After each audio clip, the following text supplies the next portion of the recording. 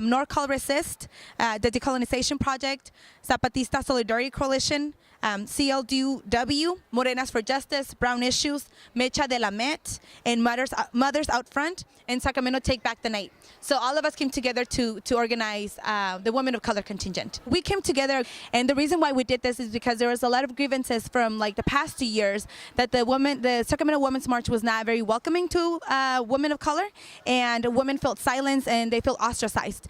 I was invited by my mom and some of her friends, heard about this event and how the Women's March has been like kind of suppressing the women of color when trying to help out with that. I was actually supposed to play at the main Women's March, but my vocal coach felt that it was too dangerous because of how they were treating the situation and how I was supposed to be a token youth and not really share my voice. They wanted me to share theirs. And so I think this event is so cool and amazing for all of these women of color to come together and share their cultures and just band together and march together.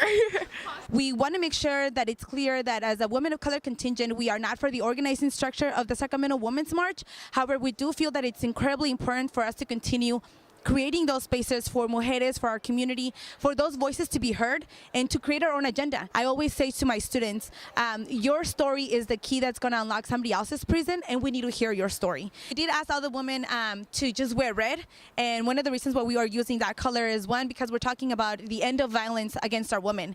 And red also represents blood and violence. It also represents power and unity. And so it also just speaks to the survivors, and we have a lot of indigenous women here who are also speaking to the missing and murdered indigenous women.